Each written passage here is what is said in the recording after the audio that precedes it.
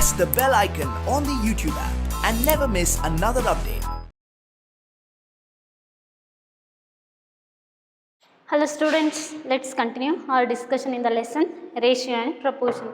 In previous class, we discussed the exercise 12.1 of up to 15 question. We remain with 16th question. Let's discuss that. So, I'll read the question number 16 in exercise 12.1. Go through the textbook. Present age of father is 42 years and that of his son is 14 years. Find the ratio of present age of father to the present age of son. And B, present age of father to the age of son when son was 12 years old. And C, age of father after 10 years to the age of son after 10 years. And D, age of father to the age of son when father was 30 years old. So, 16th question, 12.1 exercise. See, present age of father and is 42 years. Present ಅಂದರೆ ಈಗ ರನ್ನಿಂಗಲ್ಲಿ ಇರೋ ಅಂಥ age ಎಷ್ಟಿದೆ, father in age of father is equals to 42 years. Age of father is equals to 42 and age of son is equals to 14. Age of son is equals to 14. Find the ratio of ಅಂತ ಹೇಳಿದ್ದಾರೆ. So ratio ಯಾವುದಕ್ಕೆ find out ಮಾಡಬೇಕು? Present age of father to the present age of son. So ratio present ages ಕೊಟ್ಟಿದ್ದಾರೆ, ಈಸಿಯಾಗಿ find out ಮಾಡ್ಬೋದು. Ratio of present age of father to his son ಎಷ್ಟಾಗುತ್ತೆ? Present age of father ಎಷ್ಟು? 42 and present age of son ಎಷ್ಟು? 14. ಈಗ simplify ಮಾಡಬೇಕು, ಫ್ರ್ಯಾಕ್ಷನಲ್ಲಿ ಇದೆ, simplify ಮಾಡಿ ರೇಷಿಯೋದಲ್ಲಿ ಬರೆಯೋಣ. ಸೊ 14 ಆ್ಯಂಡ್ 42 ಯಾವ ಟೇಬಲಿಂದ ಸಿಂಪ್ಲಿಫೈ ಆಗುತ್ತೆ? Obviously it will divide it from 14 only. 14ಇಂದನೇ ಡಿವೈಡ್ ಆಗುತ್ತೆ. 14 3s are 32 and 14 1s are 14. So the ratio will become 3:1. And next B, age of father to the age of son when son was 12 years old. Observe, ಅವ್ರು ಏನು ಹೇಳ್ತಾರೆ, again ratio of age of father to the age of son ಕೇಳ್ತಿದ್ದಾರೆ, but not present age. ಇಲ್ಲಿ age of ಫಾದರಿಂದ 42 ಇದೆ, age of ಸನ್ 14 ಇದೆ, ಅದು present age.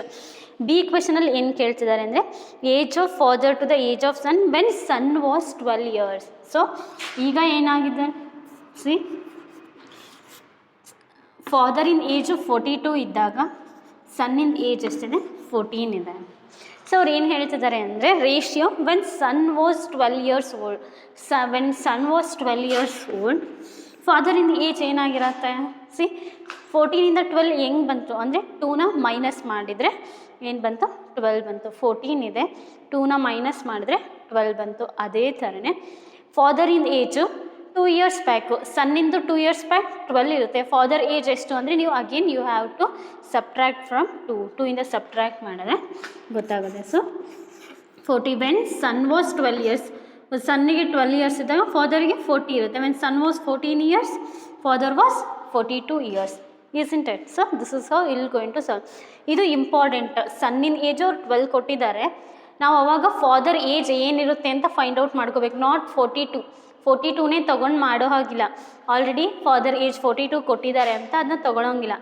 Once ಸನ್ age ಕಡಿಮೆ ಆಯಿತು ಅಂದರೆ ಫಾದರ್ ಏಜು ಕಡಿಮೆ ಆಗುತ್ತೆ ಅಲ್ವಾ? ಕಡಿಮೆ ಆಯಿತು ಅಂದರೆ 2 years ಬ್ಯಾಕಿನ ಏಜ್ ಹೇಳ್ತಿದ್ದಾರೆ. ಸೊ 2 years ಬ್ಯಾಕು ಫಾದರಿಗೂ 2 years ಏಜ್ ಕಡಿಮೆ ಆಗಿರುತ್ತೆ. ಸೊ ಅಲ್ಲಿ 2ನ ಸಬ್ಟ್ರ್ಯಾಕ್ಟ್ ಮಾಡಿಕೊಂಡು ಸಾಲ್ವ್ ಮಾಡ್ತೀವಿ. ಸೊ ಹೆಂಗೆ 40 ಬಂತು ಅಂತ ಗೊತ್ತಿರಬೇಕು.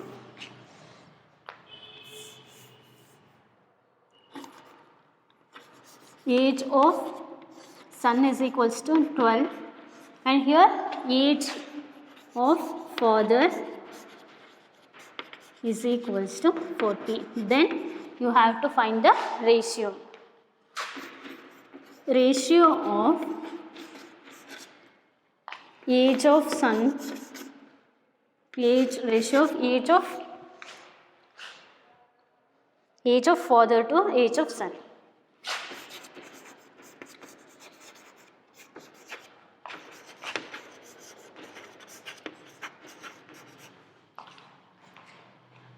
Age of father is to 40, age of son is to 12. So 40 and 12 ಯಾವುದರಿಂದ ಡಿವೈಡ್ ಆಗುತ್ತೆ? 40 and 12 4 ಇಂದ ಡಿವೈಡ್ ಆಗುತ್ತಲ್ವ. 4 10s 40 ಆ್ಯಂಡ್ 4 3s 12. ಸೊ 4 ಇಂದ ಡಿವೈಡ್ ಮಾಡ್ಬೋದು. 4 10s 40 ಆ್ಯಂಡ್ 4 3s 12. 10 and 3 ಮತ್ತು ಯಾವುದೇ ಒಂದೇ ಟೇಬಲಿಂದ ಡಿವೈಡ್ ಆಗಲ್ಲ. So the ratio will become 10:3. So this is how will going to solve. Important ಏನು ಅಂದರೆ ಏಜ್ ಆಫ್ ಸನ್ 12 ಇದ್ದಾಗ ಏಜ್ ಆಫ್ ಫಾದರ್ನ ಫೈಂಡ್ ಔಟ್ ಮಾಡಿಕೊಂಡು ಅದಾದಮೇಲೆ ಸಾಲ್ವ್ ಮಾಡಬೇಕು. Next, age of father after 10 years to the age of son after 10 years. So after 10 years present age ಇಲ್ಲೇ ಹಾಗೆ solve ಮಾಡ್ತೀನಿ. ಏಜ್ ಆಫ್ ಫಾದರ್ 42 ಇದೆ. ಆಫ್ಟರ್ 10 years ಏನಾಗುತ್ತೆ? ಆಫ್ಟರ್ 10 years 10 years ಆ್ಯಡ್ ಆಗುತ್ತೆ. ಈಗ ಆಲ್ರೆಡಿ 42 ಇದೆ, 10 years ಆ್ಯಡ್ ಆದರೆ ಏನಾಗುತ್ತೆ? 52. This is solution for C equation. 42 present age. So 42ಗೆ ಏನು ಮಾಡಬೇಕು? +10. ಯಾಕೆಂದರೆ ಆಫ್ಟರ್ 10 years ಅಂತ ಆಫ್ಟರ್ ಅಂತ ಕೊಟ್ಟಾಗ ಆ್ಯಡ್ ಮಾಡ್ತೀವಿ, ಅದಕ್ಕೋಸ್ಕರ 10 ಆ್ಯಡ್ ಮಾಡಿದ್ದಕ್ಕೆ 52. ಅದೇ ಥರ ಸನ್ನಿಗೂ ಅಷ್ಟೇ 10 years ಆದಮೇಲೆ 10 years ಏಜ್ ಆ್ಯಡ್ ಆಗುತ್ತೆ. 14 + 10 will become 24. So ratio of present age of father to his son. So present age ಅಂತ ಹೇಳೋಂಗಿಲ್ಲ. Ratio of age of father to age of his son after 10 years. After 10 years is equals to ಏನು ಮಾಡ್ತಾರೆ? 52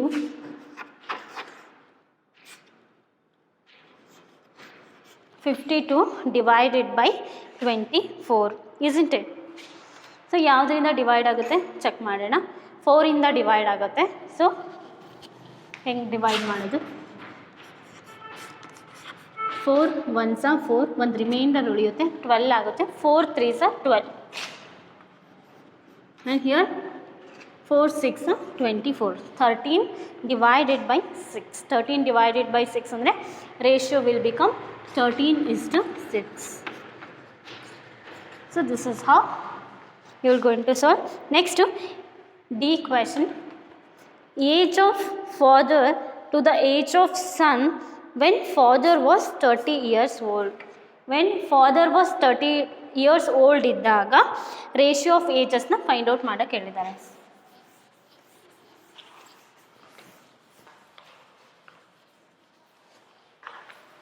first present ಏಜಸ್ನ ಬರ್ಕೊಳ್ಳೋಣ. Present age of father ಏನಿದೆ 42 and ಸನ್ನಿನ age 14. ಇದು given question. ಅವ್ರು ಏನು ಹೇಳ್ತಿದ್ದಾರೆ ಅಂದರೆ ಫಾದರಿಗೆ 30 years ಇದ್ದರೆ ಆವಾಗ ರೇಷಿಯೋ ಫೈಂಡ್ ಔಟ್ ಮಾಡೋಕ್ಕೆ ಹೇಳಿದ್ದಾರೆ. ಫಾದರಿಗೆ 30 years ಅಂದರೆ 42 ಇಂದ 30 ಆಗಬೇಕಂದ್ರೆ 12 years ಬ್ಯಾಕ್ ಹೋಗಬೇಕು, ಹೌದಲ್ವಾ? ಸೊ 42 ಇಂದ 30ಗೆ ಹೋಗಬೇಕು ಅಂದರೆ 12 years ಬ್ಯಾಕ್ ಹೋಗಬೇಕು. ಇಲ್ಲಿ 12 years ಆಫ್ ಡಿಫ್ರೆನ್ಸ್ ಇದೆ ಅಂದರೆ ಸನ್ನಿಗೂ ಕೂಡ 12 years ಆಫ್ ಡಿಫ್ರೆನ್ಸ್ ಏಜ್ ಇರುತ್ತೆ. ಸೊ ಏನು ಮಾಡ್ತೀವಿ? 14 - 12. When son father is 30 years, son will be 2 years old. ಫಾದರಿಗೆ 30 years ಇದ್ದರೆ ಸನ್ನಿಗೆ ಎಷ್ಟು ಇಯರ್ಸ್ ಇರುತ್ತೆ? 2 years ಇರುತ್ತೆ. ಈಗ ನಾವು ರೇಷಿಯೋ ಫೈಂಡ್ ಔಟ್ ಮಾಡಬೇಕು. So ratio of age of father to his son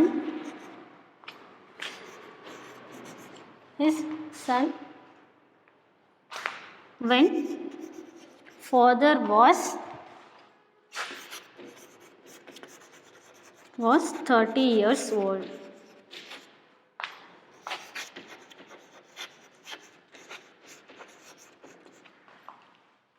ಫಾದರಿನ age ಎಷ್ಟಿದೆ? 30 ಆ್ಯಂಡ್ ಸನ್ನಿನ ಏಜ್ 2. 30/2. 30/2 ಅಂದರೆ 2 1s 2 ಇಂದನೇ ಡಿವೈಡ್ ಮಾಡೋಣ. 2 ones are 2 and remainder 1 అయితే 15 ಆಗುತ್ತೆ. So 2 15s are 30. 15 by 1 the ratio will become 15:1. So ಡಿವಿಷನ್ನ ಕರೆಕ್ಟಾಗಿ ಮಾಡ್ಕೋಬೇಕು, ಇಲ್ಲ ಅಂದರೆ ಕೂಡ ಪ್ರಾಬ್ಲಮ್ಮು ತಪ್ಪಾಗೋ ಚಾನ್ಸಸ್ ಇರುತ್ತೆ. ಸೊ ನಾನು ರೇಷಿಯೋ ಹೇಗೆ ಫೈಂಡ್ ಔಟ್ ಮಾಡೋದು ಅಂತ ಇಷ್ಟು ತನಕ ನೋಡಿದ್ವಿ. ಎಲ್ಲ ರೇಷಿಯೋಗಳಲ್ಲೂ ಏನಾಗುತ್ತೆ, ಜಸ್ಟ್ ಅವರು ನೋಡಿರಿ ಪ್ರೆಸೆಂಟ್ ಏಜಸ್ ಕೊಟ್ಟಿದ್ದಾರೆ, ನಮಗೆ ಏನೇನು ಕೇಳ್ತಿದ್ದಾರೆ ಅಂದರೆ ನೆಕ್ಸ್ಟ್ ಆಫ್ಟರ್ 10 years ಅಂತ ಕೊಟ್ಟಾಗ ಆ್ಯಡ್ ಮಾಡ್ತೀವಿ, ಬಿಫೋರ್ ಅಂತ ಕೊಟ್ಟಿದ್ದಾರೆ, ಬಿಫೋರ್ ಅಂತ ಕೊಟ್ಟಾಗ ಮೈನಸ್ ಮಾಡ್ತೀವಿ. ಸೊ ರೇಷಿಯೋಸು ಫೈಂಡ್ ಔಟ್ ಮಾಡೋಕ್ಕೆ ನಮಗೆ ಕಾನ್ಸೆಪ್ಟ್ ಏನು ಹೇಳಿರ್ತಾರೆ ಅದು ತುಂಬ ಇಂಪಾರ್ಟೆಂಟ್ ಇರುತ್ತೆ. ಕರೆಕ್ಟಾಗಿ ನೋಡಿಕೊಂಡು ರೇಷಿಯೋ ಫೈಂಡ್ ಔಟ್ ಮಾಡಬೇಕು. This is about complete ratio. ಈ ಎಕ್ಸಸೈಸಲ್ಲಿ ಏನು ಕಲ್ತ್ರಲ್ವ ನೀವು, ಎಕ್ಸಸೈಸ್ 12.1 ಇದು ಫುಲ್ಲು ರೇಷಿಯೋನ ರೆಪ್ರೆಸೆಂಟ್ ಮಾಡುತ್ತೆ. Next let us go for new topic, that is proportion. So ನೀವು ಒಂದ್ಸಲಿ ರೇಷಿಯೋದಲ್ಲಿ ಪರ್ಫೆಕ್ಟ್ ಆದರೆ ಮಾತ್ರ ನೀವು ಪ್ರಪೋರ್ಷನ್ನಿಗೆ ಬರಬೇಕು, ಇಲ್ಲ ಅಂದರೆ ರೇಷಿಯೋನ ಪರ್ಫೆಕ್ಟ್ ಮಾಡಿಕೊಂಡು ಅದಾದಮೇಲೆ ಪ್ರಪೋರ್ಷನ್ನಿಗೆ ಬಂದ್ರಿ. So proportion is an extension part of ratio.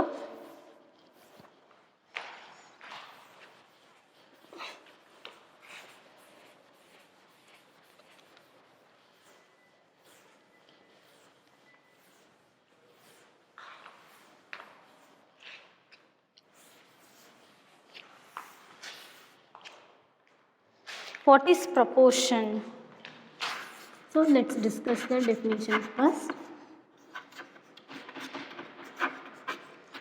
When two ratios are equal, they are said to be proportion ಅಂತ ಹೇಳ್ತೀವಿ. ಇಫ್ ಟೂ ರೇಷಿಯೋಸ್ ಆರ್ ಈಗ ರೇಷಿಯೋ ಅಂದರೆ ಏನು ಅಂತ ಫೈಂಡ್ ಔಟ್ ಮಾಡಿದರೆ, ratio is comparison by division method. When if two ratios are equal, see if two ratios are equal, then we can say they are in proportion. Then they are in proportion.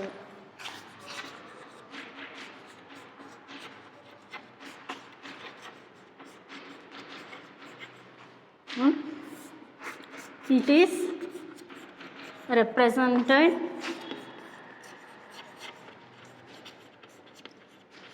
by the symbol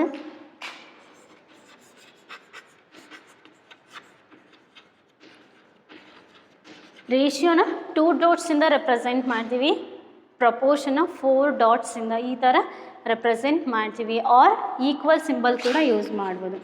when two ratios are equal, then they are said to be in proportion. See let's take one example.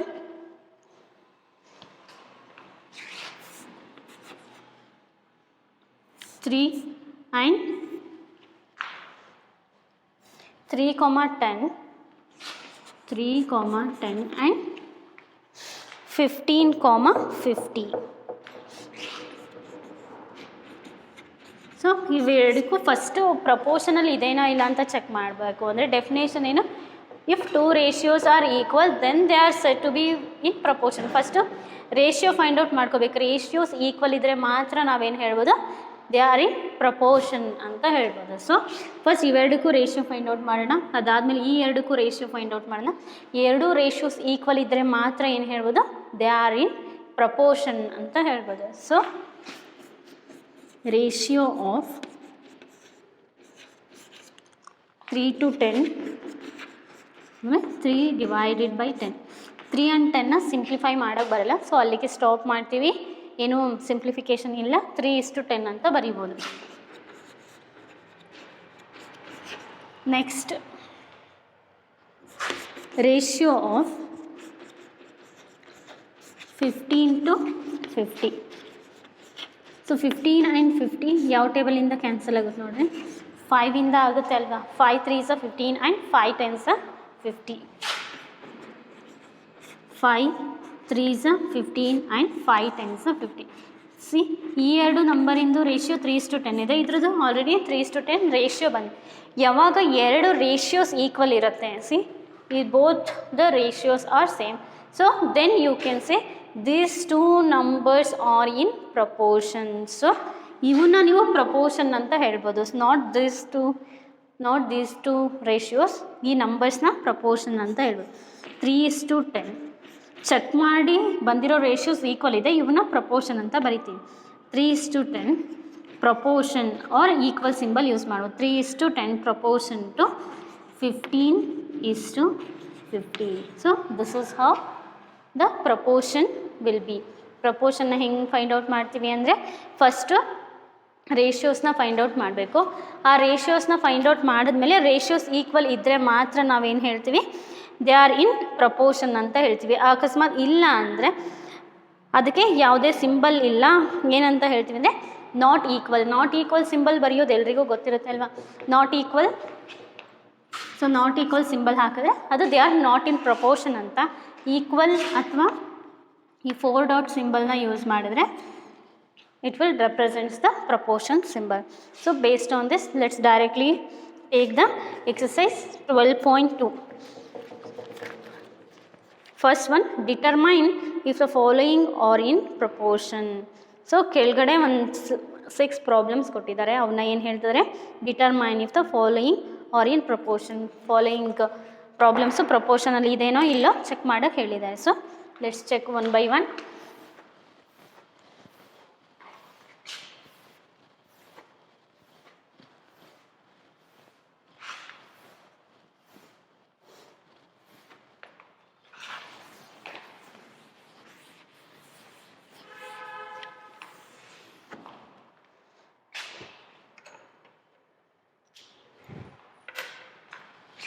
ಹಿಂಗೆ check ಮಾಡೋದು ಅಂತ ತೋರಿಸ್ತೀನಿ. First ಈಗ example ತೋರಿಸಿದ it is similar. 15:45 40, 120. So first ಸ್ಟೆಪ್ಪಲ್ಲಿ first 2 ನಂಬರಿಗೆ ratio ತೊಗೊಳ್ತೀರಿ, next ಸ್ಟೆಪ್ಪಲ್ಲಿ ಸೆಕೆಂಡ್ 2 ನಂಬರಿಗೆ ರೇಷಿಯೋನ ತೊಗೊಳ್ತೀರಿ. So ratio of 15 and 45. 15 and 45ಗೆ ರೇಷಿಯೋ. ಸೊ 15 and 45ಗೆ ರೇಷಿಯೋ ಅಂದರೆ 15 and 45 15 ಟೇಬಲಿಂದನೇ ಕ್ಯಾನ್ಸಲ್ ಆಗುತ್ತೆ. ಸೊ 15ಇಂದ ಡಿವೈಡ್ ಮಾಡಿ. 15 1s 15 ಆ್ಯಂಡ್ 15 3s 45.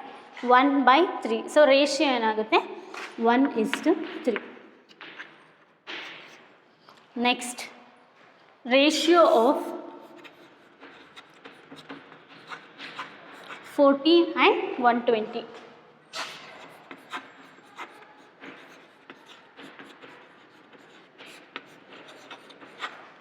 ಈಗ 0 0 ಕ್ಯಾನ್ಸಲ್ ಆಗುತ್ತೆ.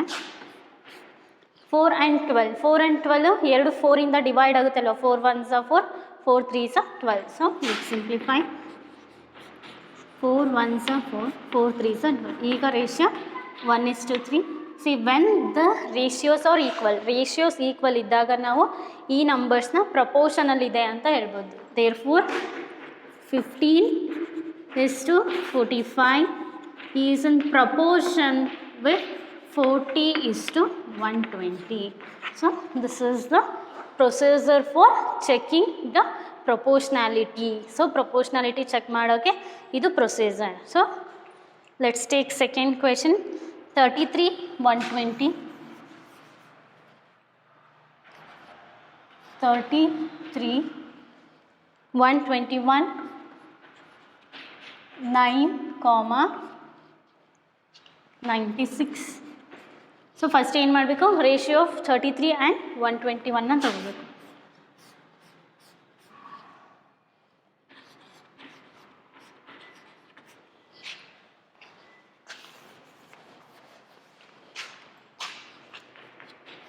$33 and 121. 33 ಡಿವೈಡ್ ಆಗೋದು 11ಇಂದ ಅಲ್ವಾ. So 11 3s 33. 121 11ಇಂದ ಡಿವೈಡ್ ಆಗುತ್ತಾ ಚೆಕ್ ಮಾಡೋಣ. 11 1s 11, 12 1 ಹೋದರೆ 1, 1ಅಲ್ಲಿ 1 ಹೋದರೆ 0 ಆ್ಯಂಡ್ 1 ಡೌನ್ ಮಾಡ್ಕೊಳ್ತೀವಿ. 11 1s 11. So 11 11s 121. 11 3s 33 and 11 11s 121. So 3/11 is the fraction and 3:11 is the ratio. Next,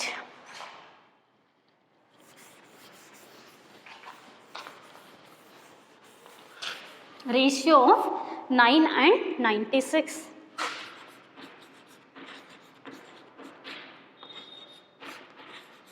so 9 and 96 ಯಾವುದರಿಂದ ಡಿವೈಡ್ ಆಗುತ್ತೆ? ಸೊ 9 and 96 9 ಟೇಬಲಿಂದ ಅಂತೂ ಡಿವೈಡ್ ಆಗಲ್ಲ. Let's check for 3 table. 3 3s 9. ಇಲ್ಲಿ ಡೈರೆಕ್ಟಾಗಿ ಡಿವೈಡ್ ಮಾಡ್ಕೊಬೋದು ನೋಡಿರಿ. 3 3s 9 and 3 2s 6. isn't it? 3:32. So ಅಲ್ಲೇನಿದೆ ratio 3:11 ಇದೆ. ಇಲ್ಲಿ 3:32 ಇದೆ. ಏನು ಹೇಳ್ಬೋದು?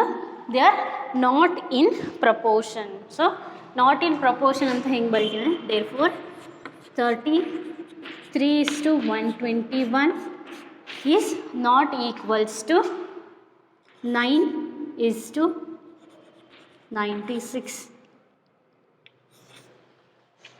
Next 24, 28, 36, 48.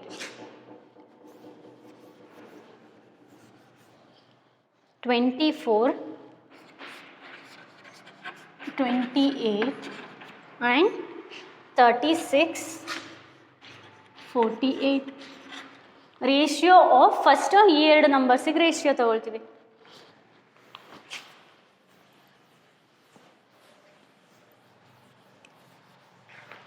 Ratio of 24 and 28. 24 and 28 ಯಾವ ಟೇಬಲಿಂದ ಕ್ಯಾನ್ಸಲ್ ಆಗುತ್ತೆ? 4ಇಂದ ಕ್ಯಾನ್ಸಲ್ ಆಗುತ್ತೆ ಅಲ್ವಾ? So 4 6 24 and 4 7s 28. The ratio will become 6:7. And next the ratio of 36 and 48. So 36 and 48 ಯಾವ ಟೇಬಲಿಂದ ಕ್ಯಾನ್ಸಲ್ ಆಗುತ್ತೆ? 12ಇಂದ ಕ್ಯಾನ್ಸಲ್ ಆಗುತ್ತೆ. ಸೊ ಟೇಬಲ್ಸ್ ಬಂದರೆ ನೀವು ಈಸಿಯಾಗಿ ಮಾಡ್ಕೊಳ್ತಾ ಹೋಗ್ಬೋದು. 12 3s 36 and 12 4s 48. The ratio will become 3/4.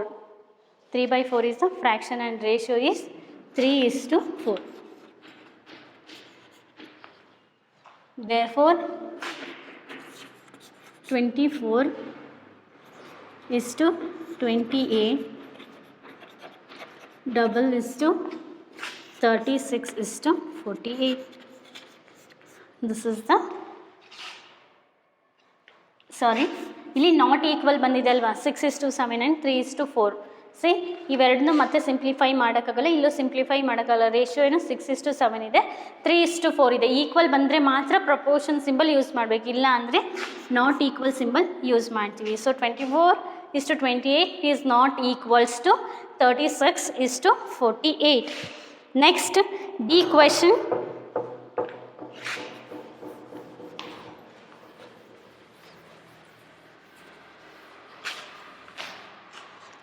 (32, 48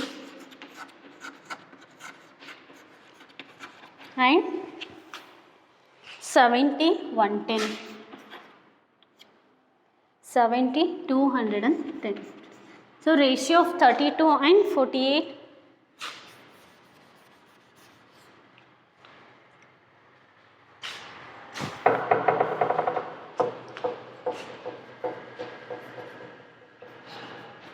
so 32 ಮತ್ತು 48 ಯಾವ ಟೇಬಲಿಂದ ಕ್ಯಾನ್ಸಲ್ ಆಗುತ್ತೆ ನೋಡ್ರಿ.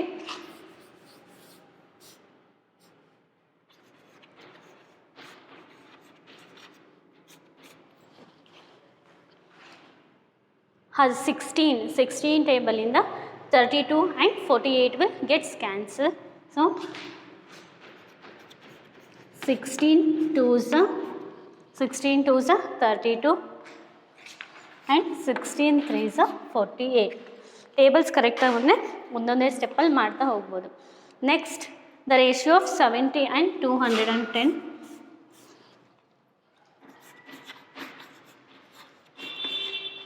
70 by 210. 0 0 gets cancelled. 7 1s 7 and 7 3s 21. C observe ಮಾಡಿರಿ, ಇಲ್ಲಿ ರೇಷಿಯೋ ಏನಾಗಿದೆ 2:3 ಇದೆ, ಇಲ್ಲಿ ರೇಷಿಯೋ 1:3 ಇದೆ.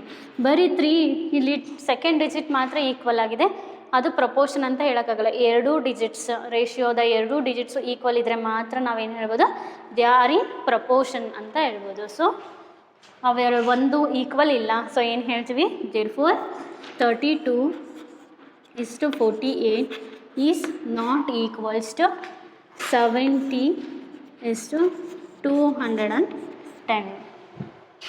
Next 4, 6, 8 and 12. Is this clear? So ಇದೇ ಥರ ಎಲ್ಲ ಪ್ರಾಬ್ಲಮ್ಸ್ನು ಮಾಡ್ತಾ ಹೋಗ್ತೀರಾ.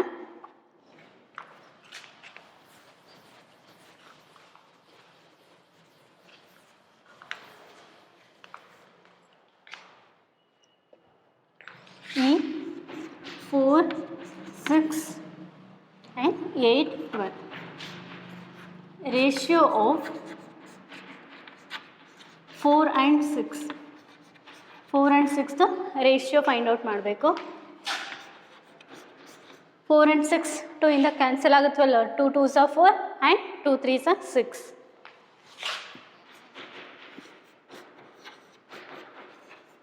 So ratio will become 2:3.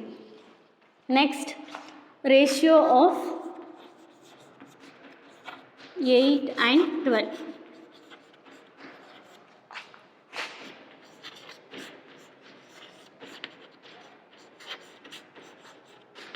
4 2s are 8 and 4 3s are 12. So ಇಲ್ಲೂ ಕೂಡ ರೇಷಿಯೋ ಏನು ಬಂತು, 2:3. 2 4 ಇಂದ ಕ್ಯಾನ್ಸಲ್ ಆಗುತ್ತೆ. 4 2s are 8 and 4 3s are 12. So the ratio will become 2:3. ಇಲ್ಲೂ 2:3, ಇಲ್ಲೂ 2:3. ಎರಡು ನಂಬರ್ಸ್ ಈಕ್ವಲ್ ಇದೆ. So you can say therefore 4:6 ಅದ್ರ ratio and ratio of 8 and 12 4:6, 8:12. So ಈ ಥರ ರೇಷಿಯೋಸು ಪ್ರಪೋರ್ಷನಲ್ ಇದೇನಾ ಇಲ್ಲ ಅಂತ ಚೆಕ್ ಮಾಡೋವೇ ಇದು. Is this clear? So this is how will going to solve. ನಾನು 5 ಪ್ರಾಬ್ಲಮ್ಸ್ ಮಾಡ್ಸಿದ್ದೀನಿ. F1 ಹೋಮ್ವರ್ಕಿಗೆ ತೊಗೊಂಡು ನೀವೇ ಸಾಲ್ವ್ ಮಾಡಿರಿ. ಅದು ಕೂಡ ಪ್ರಪೋರ್ಷನಲ್ಲಿನೇ ಇದೆ. So you can easily solve, isn't it? So let's take second question. Write true or false against each of the following statement. First main second main similar ಇದೆ. ಇಲ್ಲಿ ಏನು ಹೇಳಿದ್ದಾರೆ, ಟ್ರೂ ಆರ್ ಫಾಲ್ಸ್ ಅಂದರೆ ಕೊಟ್ಟಿರೋದು ಪ್ರಪೋರ್ಷನಲ್ಲಿ ಇದ್ದರೆ ಟ್ರೂ ಅಂತ ಬರಿತೀವಿ, ಇಲ್ಲ ಅಂದರೆ ಫಾಲ್ಸ್ ಅಂತ ಬರಿತೀವಿ. ಹಿಂಗೆ ಚೆಕ್ ಮಾಡಬೇಕು ಅಂದರೆ ಫಸ್ಟ್ 2 ನಂಬರ್ಸಿಗೆ ರೇಷಿಯೋಸ್ ಫೈಂಡ್ ಔಟ್ ಮಾಡಬೇಕು, ನೆಕ್ಸ್ಟ್ 2 ನಂಬರ್ಸಿಗೆ ರೇಷಿಯೋಸ್ ಫೈಂಡ್ ಔಟ್ ಮಾಡಬೇಕು. ಎರಡು ಈಕ್ವಲ್ ಇದ್ದರೆ ಎಸ್ ಅಂತ ಬರಿತೀವಿ, ಅನ್ಈಕ್ವಲ್ ಆಗಿದ್ದರೆ ಫಾಲ್ಸ್ ಅಂತ ಬರಿತಾ ಹೋಗ್ತೀವಿ. So let's solve one by one.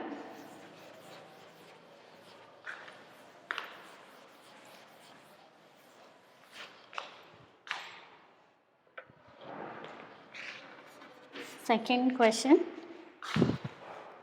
true or false?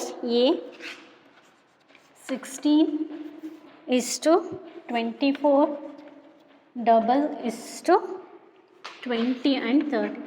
According to this question ಏನು ಹೇಳ್ತಿದೆ ಅಂದರೆ, ಈ ಎರಡರದ್ದು ರೇಷಿಯೋಸ್, ಈ ಸಿಂಬಲ್ ಏನು ಹೇಳುತ್ತೆ ಅಂದರೆ ಈ ಎರಡರದ್ದು ರೇಷಿಯೋಸ್ ಈಕ್ವಲ್ ಇದೆ ಅಂತ. ಸೊ ನಾವೇನು ಮಾಡಬೇಕು, ರೇಷಿಯೋಸ್ನ ಫೈಂಡ್ ಔಟ್ ಮಾಡಿ ಈಕ್ವಲ್ ಇದೇನೋ ಇಲ್ಲ ಚೆಕ್ ಮಾಡಬೇಕು. ಈಕ್ವಲ್ ಇದ್ದರೆ ಎಸ್ ಅಂತ ಬರಿತೀವಿ, ಇಲ್ಲ ಟ್ರೂ ಅಂತ ಬರಿತೀವಿ, ಇಲ್ಲ ಅಂದರೆ ಫಾಲ್ಸ್ ಅಂತ ಬರಿತೀವಿ. So ratio of 16 and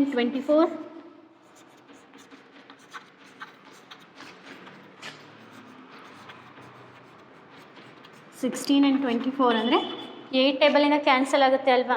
so 8 2s are 16 and 8 3s are 24. 2/3 the ratio will become 2:3.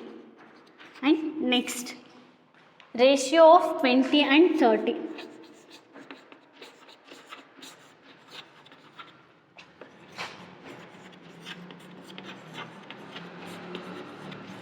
20 and 30.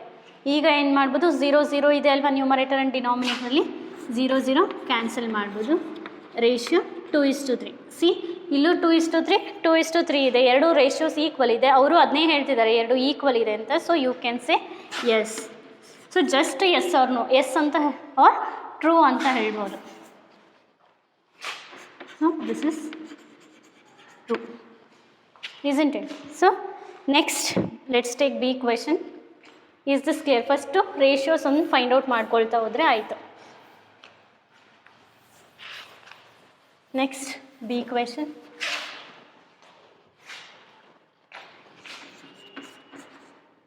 (21:6) and double is to 35 and 10. Ratio of 21 and 6. Ratio of 21 and 6. 21 and 6 ಯಾವ ಟೇಬಲಿಂದ ಡಿವೈಡ್ ಆಗುತ್ತೆ? 3 ಇಂದ ಡಿವೈಡ್ ಆಗುತ್ತೆ. 3 7s are 21 and 3 2s are 6. So the ratio will become 7:2. ಈಗ next 35 and 10ಗೆ ratio ತಗೋಬೇಕು. Ratio of 35 and 10. 35 and 10 ಯಾವುದರಿಂದ divide ಆಗುತ್ತೆ? 5 ಇಂದ divide ಆಗುತ್ತೆ. 5 7s are 35 and 5 2s are 10. So ಇಲ್ಲೂ ಕೂಡ ರೇಷಿಯೋಸು ಇಲ್ಲೂ 7:2 ಬಂತು, ಇಲ್ಲೂ 7:2 ಬಂತು, ಎರಡು ಈಕ್ವಲ್ ಬಂತು. So you can say this is a true statement. When ratios are equal you can say they are in proportion. So let's take C question.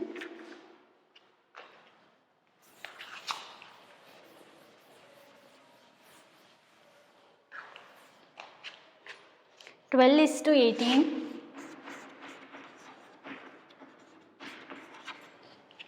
and double is to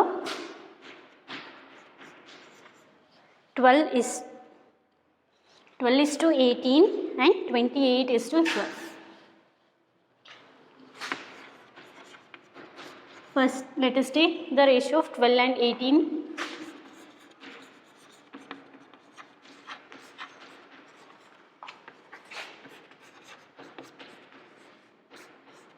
12 and 18ಗೆ ratios ಏನು?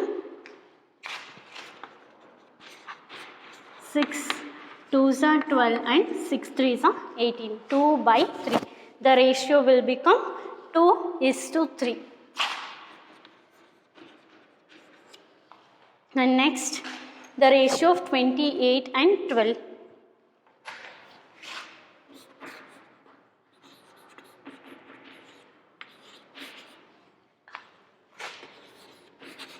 28 and 12 ಯಾವ ಟೇಬಲಿಂದ ಆಗುತ್ತೆ? 4 ಇಂದ divide ಆಗುತ್ತಾ?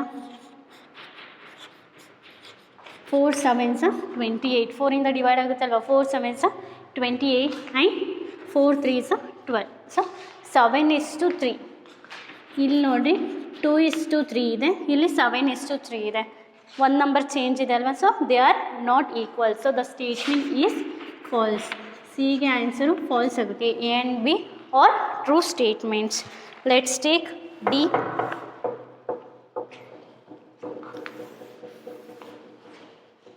(8 is to 9) and 24 is to 27.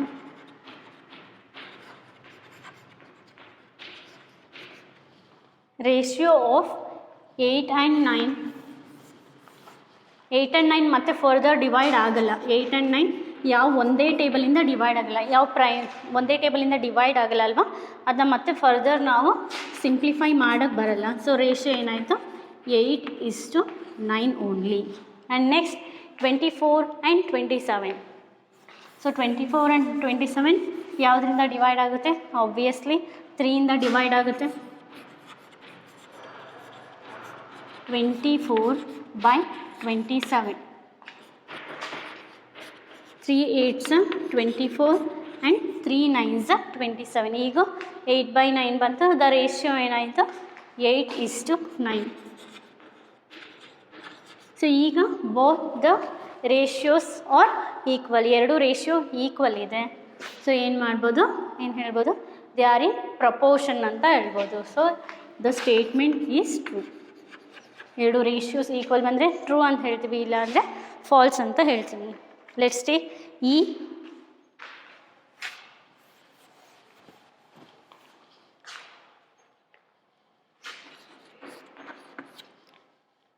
5.2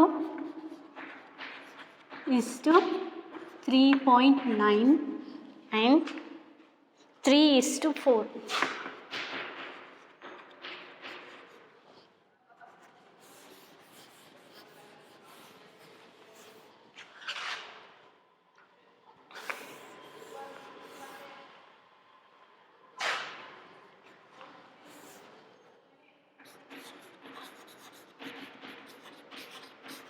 Ratio of 5.2 and 3.9. So 5.2ಗೆ and 3.9ಗೆ ratio ತೆಗಿಯೋಕೆ ಹೇಳಿದ್ದಾರೆ. 5.2/3.9 ಅವು ಯಾವುದರಿಂದ? ಸೊ ನೀವು 3ಇಂದ ಡಿವೈಡ್ ಮಾಡ್ಬೋದು. So let's divide it by 3ಇಂದ ಡಿವೈಡ್ ಮಾಡಿದರೆ ಸಿ 5.2ನ 3ಇಂದ ಡಿವೈಡ್ ಮಾಡೋಣ.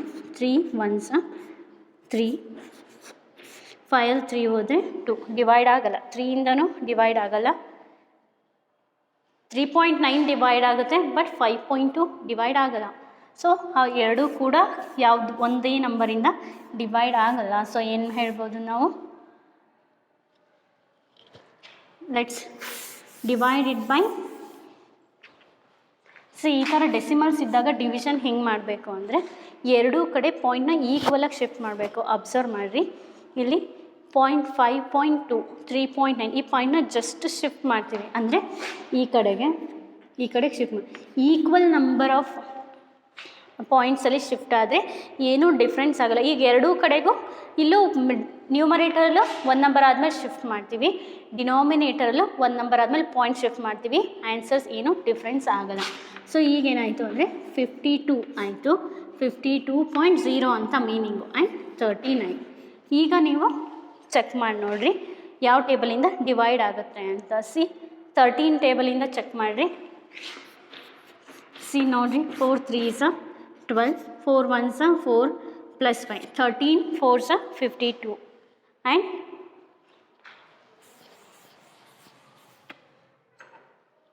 13 4s 52 ಹೌದಲ್ವಾ? 13 4s 52 ಆ್ಯಂಡ್ 13 3s 39. ಸೊ 13ಇಂದ 52ನೂ ಡಿವೈಡ್ ಆಗುತ್ತೆ, 39 ಡಿವೈಡ್ ಆಗುತ್ತೆ.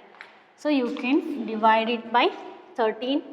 ಇಂಪಾರ್ಟೆಂಟ್ ಏನು ಅಂದರೆ ಇಲ್ಲಿ ಶಿಫ್ಟಿಂಗ್ ಮಾಡ್ಕೊಳ್ತೀರಲ್ವಾ, ಇಲ್ಲಿ ಕೆಳಗಡೆ ಬರೀತೀನಿ. 5.2ನ 52 ಡಿವೈಡೆಡ್ ಬೈ 39 ಅಂತ ಬರ್ಕೊಳ್ತೀವಲ್ಲ, ಅದು ಇಂಪಾರ್ಟೆಂಟ್. ಪಾಯಿಂಟ್ನ ಶಿಫ್ಟ್ ಮಾಡಿ ಬರ್ಕೊಳ್ಳೋದು. 13 4s 52 and 13 3s 39. The ratio ಏನಾಯಿತು? 4:3.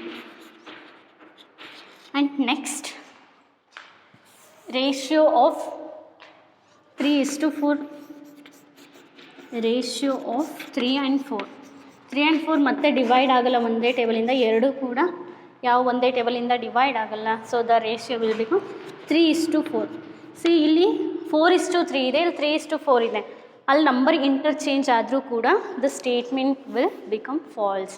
Isn't it? ನೀವೇನು ಅನ್ಕೋಬೋದು, 3:4 ಇದೆ, 4:3 ಇದೆ, ನಂಬರ್ ಸೇಮ್ ಇದೆ, ಸೊ ಪ್ರಪೋರ್ಷನ್ ಅಂತ ಅನ್ಕೋಬೋದು. That is not the correct way. ಎರಡೂ ಪೊಸಿಷನ್ಸ್ ಕೂಡ ಸೇಮ್ ಇರಬೇಕು. The statement is false. ಎಲ್ಲದನ್ನು ಕನ್ಸಿಡರ್ ಮಾಡಿ ನಾವು ಸ್ಟೇಟ್ಮೆಂಟ್ನ ಫಾಲ್ಸ್ ಸ್ಟೇಟ್ಮೆಂಟ್ ಅಂತ ಹೇಳ್ತೀವಿ. Let's take last question, that is F question.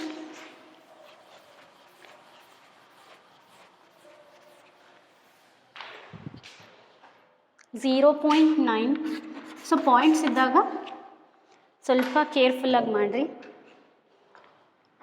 0.9 is to 0.36 and 10 is to 4.